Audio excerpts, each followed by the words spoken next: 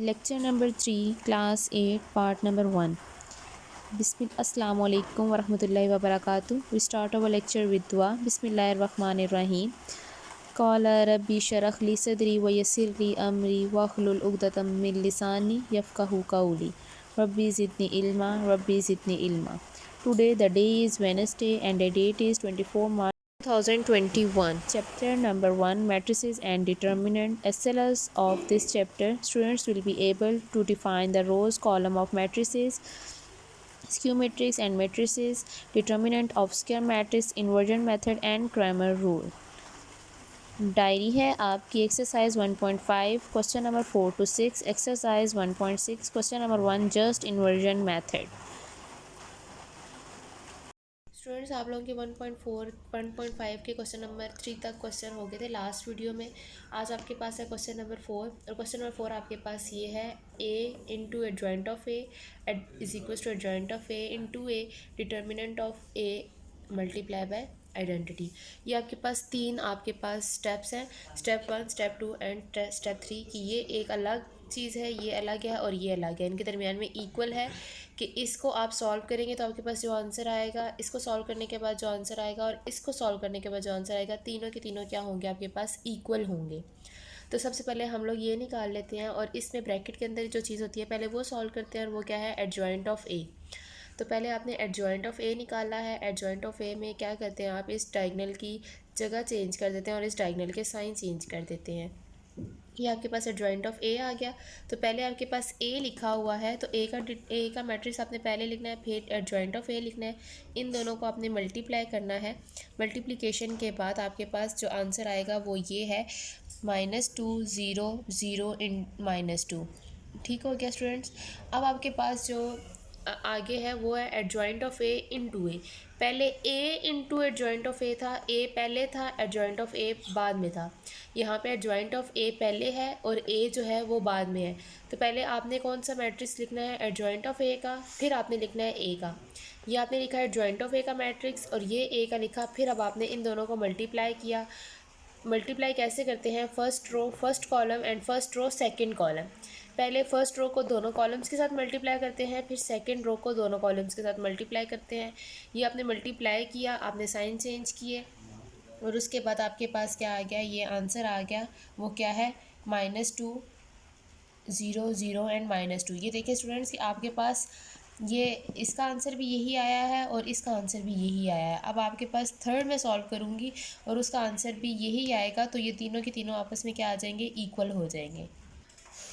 जी students, अब आपके पास जो है वो थर्ड पार्ट क्या था कि डी ऑफ ए इंटू आई मतलब डिटर्मिनेंट ऑफ ए मल्टीप्लाई किसे करना है आइडेंटिटी के साथ। सबसे पहले आपको ये पता होना चाहिए कि आइडेंटिटी का मैट्रिक्स किसके इक्वल होता है। आइडेंटिटी है अगर तो ए का मैट्रिक्स जो है वो 2/2 का है, मतलब 2 रोज़ एंड 2 कॉलम्स हैं, तो हमने आइडेंटिटी का मैट्रिक्स भी 2/2 का ही लेना है। और उसके डायगोनल में आपके पास क्या होगा कि आई का जो आइडेंटिटी होती है वो उसका ये डायगोनल में 1 होता है और दूसरे डायगोनल में सारे 0 होते हैं, डायगोनल में सिर्फ उनके 1 होते हैं। अगर ये ए का मैट्रिक्स 2/2 का है तो आपने आइडेंटिटी का मैट्रिक्स भी 2/2 का ही लेना है। तो ये आपके पास आइडेंटिटी का मैट्रिक्स है। डिटर्मिनेंट ऑफ ए जो है वो आपको निकालना आता है। वो कैसे फाइंड आउट करते हैं कि ए का डिटर्मिनेंट डायगोनल्स को आपस में मल्टीप्लाई करते हैं, बीच में जो साइन यूज़ होता है वो माइनस का होता है और आपने इसको सॉल्व किया तो आपके पास -2 आ गया।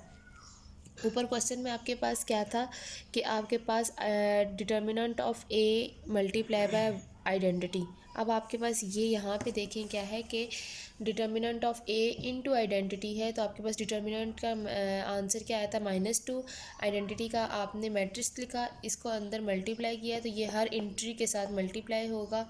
-2 1 सा -2 -2 0 से मल्टीप्लाई करो तो 0 ही आता है। तो ये आपके पास आ गया है और तीनों के आंसर जो आए हैं वो यही आए हैं और ये आपके पास क्या हो गया, प्रूव हो गया है क्योंकि इनके दरमियान में क्या साइन था, इक्वल का साइन था।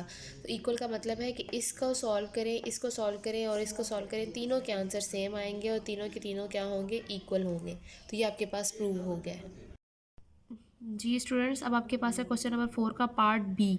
पार्ट बी क्या है, बी इंटू बी इन्वर्स कैसे फाइंड आउट करते हैं वो आपने क्वेश्चन नंबर 3 में मैंने आपको फाइंड करना सिखाया है इन्वर्स का फार्मूला क्या होता है, बी का इन्वर्स क्या होगा, adjoint of B divided by B का डिटर्मिनेंट। और इसी तरीके से आपने पहले बी का इन्वर्स फाइंड करना है, फिर बी से मल्टीप्लाई करना है, और दूसरी साइड पे राइट साइड पे आपके पास बी इन्वर्स पहले आ जाएगा, फिर बी आएगा, इन दोनों को मल्टीप्लाई करेंगे और आपके पास आइडेंटिटी के इक्वल आंसर आना चाहिए। तीनों का इक्वल हो, आइडेंटिटी क्या है 2/2 का ही हो, जो मैंने अभी आइडेंटिटी का मैट्रिक्स लिया है उसके इक्वल ही पार्ट 2 का आंसर आएगा। नीचे है आपके पास क्वेश्चन नंबर 5, पार्ट 1 है आपके पास 3, 4, 5, 7 एंड 4, 7 -4 -5 एंड 3। ये आपको PDF फॉर्म में क्वेश्चन मिलेंगे, लेकिन मैं आपको इस तरह समझा देती हूँ कि इन दोनों को आपने मल्टीप्लाई करना है। मल्टीप्लिकेटिव इन्वर्स है तो मल्टीप्लाई करेंगे, इसका आंसर अगर आइडेंटिटी के इक्वल आ गया, मतलब कि जो भी मैंने आइडेंटिटी का मैट्रिक्स लिखा है वो अगर इसके इक्वल आ गया तो आपका क्या होगा, ये मल्टीप्लिकेटिव इन्वर्स होगा।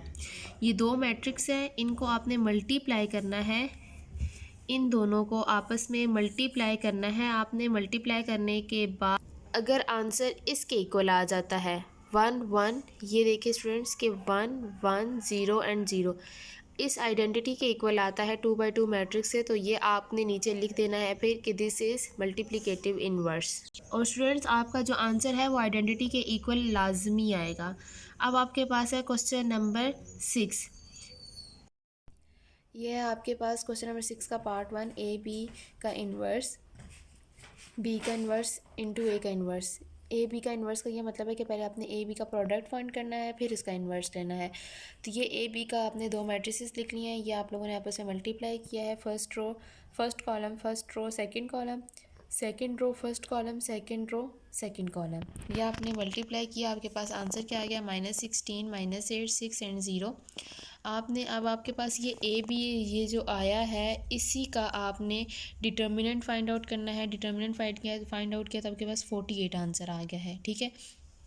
यही आपने ए बी का एडजॉइंट भी आपने फाइंड आउट करना है। एडजॉइंट आपने फाइंड किया तो आपने एडजॉइंट में क्या करते हैं, फर्स्ट डायगोनल की जगह चेंज करते हैं, सेकंड डायगोनल की स्पेस चेंज कर देते हैं, प्लेस चेंज करते हैं। फिर उसके बाद आपने ए बी का इन्वर्स, आपके पास क्या है फार्मूला है, joint of A B divided by A B का डिटर्मिनेंट आपने इस फार्मूले में पुट किया, और ये 48 जो है वो हर एंट्री के नीचे डिवाइड हो रहा है, और आपके पास क्या आंसर आ गया है। अब ये कटिंग अगर हो रही है तो आपने कटिंग करनी है सेम टेबल के साथ। आपके पास कटिंग करने के बाद जो आंसर आया है वो ये है कि 0 1/6 -1/8 एंड -1/3।